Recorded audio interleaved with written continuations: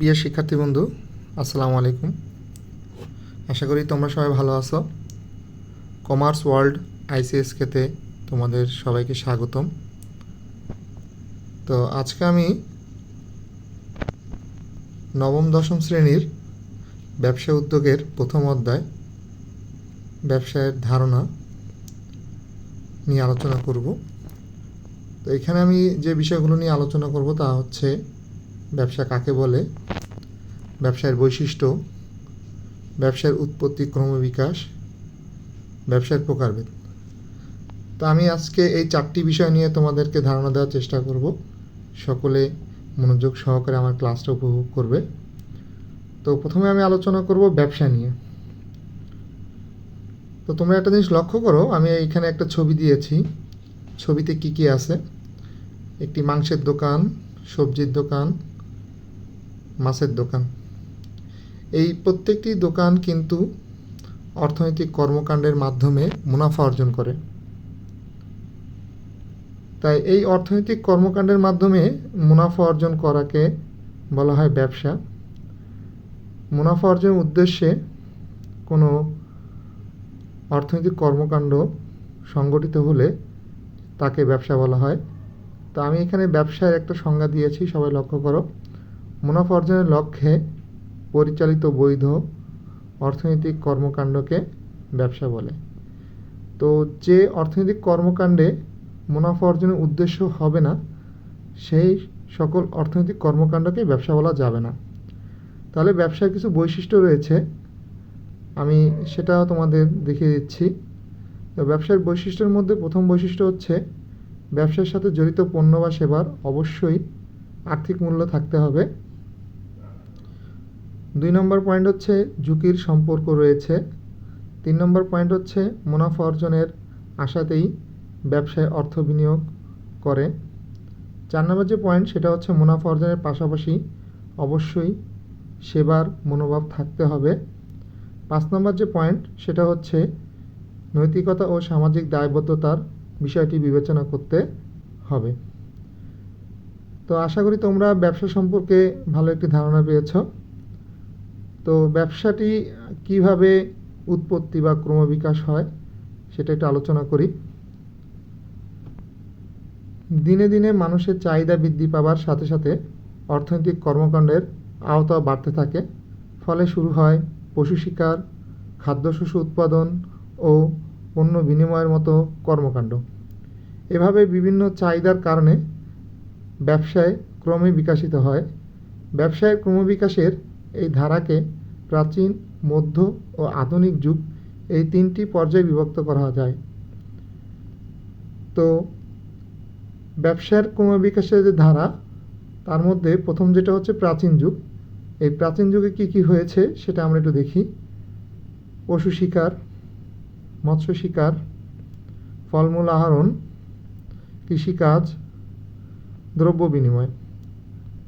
আর মধ্যযুগে ব্যবসার যে ক্রমবিকাশগুলো হয়েছে তার মধ্যে রয়েছে বিনিময়ের মাধ্যম হিসাবে দুষ্প্রাপ্য, শামুক, ঝিনুক, কড়ি ও পাথর ব্যবহার, বিনিময়ের মাধ্যম হিসেবে স্বর্ণ, রৌপ্য, অন্যান্য ধাতব মুদ্রার ব্যবহার, কাগজি মুদ্রার প্রচলন, বাজার ও শহর সৃষ্টি, ব্যবসায় সংগঠনের উদ্ভাবন।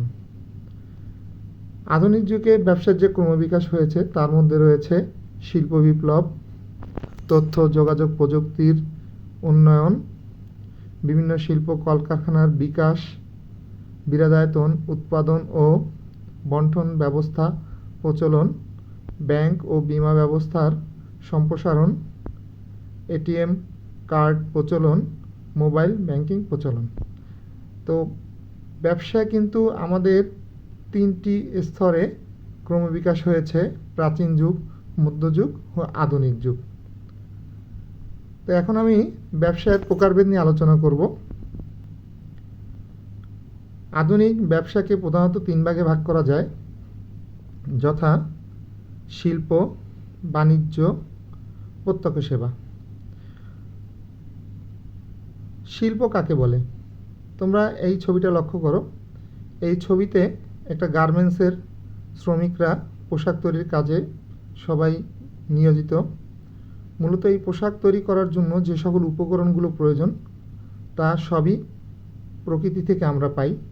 এই প্রকৃতির যে উপাদানগুলো, এই উপাদানগুলোকে বিভিন্ন প্রক্রিয়ায় মানুষের ব্যবহারের উপযোগী করাকেই হচ্ছে শিল্প।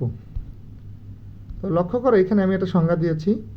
শিল্পকে উৎপাদনের বাহন হিসেবে বিবেচনা করা হয় যে প্রক্রিয়ায় প্রাকৃতিক সম্পদ আহরণ, কাঁচামালের রূপদান এবং প্রক্রিয়াজাতকরণের মাধ্যমে কাঁচামালকে মানুষের ব্যবহার উপযোগী পণ্যে পরিণত করা হয়, তাকে শিল্প বলে।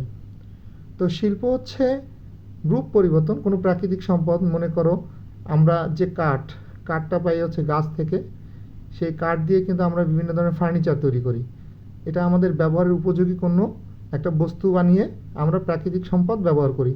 তো এইগুলো হচ্ছে শিল্প। তো ব্যবসার যে আরেকটি প্রকারভেদ রয়েছে সেটা হচ্ছে বাণিজ্য। তো এখানে আরেকটা ছবি দিয়েছি, তোমরা খেয়াল করো। এখানে হচ্ছে মালবাহী কিছু ট্রাক রয়েছে যা বাইরের দেশ থেকে পণ্য আনা নেওয়া করতেছে, বা আমাদের দেশের অভ্যন্তরে এক জায়গা থেকে আরেক জায়গায় পণ্য নেওয়া আসা, কিনা নেওয়া করা, আনা নেওয়ার জন্য ব্যবহার করা হয়। এছাড়া উৎপাদিত পণ্য ভোক্তাদের কাছে পৌঁছানোর জন্য এমন অনেক কাজই আমাদের করতে হয়, বা উৎপাদনের যে উপকরণ ভোক্তাদের কাছে পৌঁছানোর জন্য এরকম অনেক কাজই করতে হয়। মূলত এই সকল কাজগুলোকেই বলা হয় বাণিজ্য। তো আমি তোমাদের এখানে একটা সংজ্ঞা দিয়েছি, সবাই লক্ষ্য করো। বাণিজ্যকে ব্যবসায় পণ্য বা সেবা সামগ্রীর বণ্টনকারী শাখা হিসাবে চিহ্নিত করা হয়। ব্যবসা বা শিল্পে ব্যবহৃত কাঁচামাল উৎপাদকের নিকট পৌঁছানো কিংবা শিল্পের উৎপাদিত পণ্য বা সেবা সামগ্রী ভোক্তাদের নিকট পৌঁছানোর সকল কার্যাবলীকে বাণিজ্য বলে। বাণিজ্যকে আধুনিককালে ব্যবসা টু ব্যবসা বলেও অভিহিত করা হয়। তো আশা করি তোমরা ব্যবসার যে প্রকারভেদ শিল্প বাণিজ্য এই দুইটা ভালো করে বুঝছো। এরপর 3 নম্বর যে প্রকারভেদ রয়েছে সেটা হচ্ছে প্রত্যক্ষ সেবা। তো সবাই লক্ষ্য করো, আমি এখানে একটা ছবি দিয়েছি। একজন ডাক্তার একটা শিশুকে চিকিৎসা করাচ্ছে। মূলত এই ডাক্তার এইখানে মুনাফা অর্জনের উদ্দেশ্যেই রুগী দেখে থাকে, আর সে কোনো পণ্য কিন্তু এখানে ক্রয় বিক্রয় করে না, সেবার বিনিময়ে অর্থ উপার্জন করে। ঠিক এমন অনেক কিছু আছে, যেমন আমাদের অডিটর যারা আছে, ইঞ্জিনিয়ার যারা আছে, তারপরে হচ্ছে তোমার যে সেলুন, তারপর টেইলার্স, তারপরে কোন বিভিন্ন মেকানিক, এরা কিন্তু কোনো পণ্য ক্রয় বিক্রয় করে না। এরা তোমাকে কি করবে, সেবা প্রদানের বিনিময়ে অর্থ উপার্জন করবে। আর এই অর্থ উপার্জনের যে প্রক্রিয়া বা কর্মকাণ্ড, এটাও কিন্তু ব্যবসা, আর এটাকে বলে প্রত্যক্ষ সেবা। তো আমি একটা সংজ্ঞা দিয়েছি, সবাই খেয়াল করো। অর্থ উপার্জনের উদ্দেশ্যে স্বাধীন পেশায় নিয়োজিত ডাক্তার, উকিল, প্রকৌশলী প্রভৃতি পেশাজীবীর বিভিন্ন রকম সেবাকর্ম অর্থের বিনিময়ে প্রদান করে থাকেন। এ সকল সেবাকর্ম বা বৃত্তি প্রত্যক্ষ সেবা হিসেবে বিবেচিত। যেমন ডাক্তারি ক্লিনিক, আইন চেম্বার, প্রকৌশলী ফার্ম ইত্যাদি। তো এখানে শিল্পের যে প্রকারভেদ, ব্যবসার যে প্রকারভেদগুলো, শিল্প, বাণিজ্য, প্রত্যক্ষ সেবায় 3 প্রকার, তোমরা খুব ভালোভাবে আশা করি বুঝেছো। আর এর পরবর্তী ক্লাসে আমি তোমাদের এই শিল্প, বাণিজ্য, প্রত্যক্ষ সেবার বিস্তারিত আলোচনা করব। আশা করি তোমরা সবাই আমার এই ক্লাস দ্বারা উপকৃত হবে। আর আমার পরবর্তী ক্লাসগুলো তোমরা দেখার জন্য আমার চ্যানেলটিকে সাবস্ক্রাইব করবে। সকলকে ধন্যবাদ। আসসালামু আলাইকুম।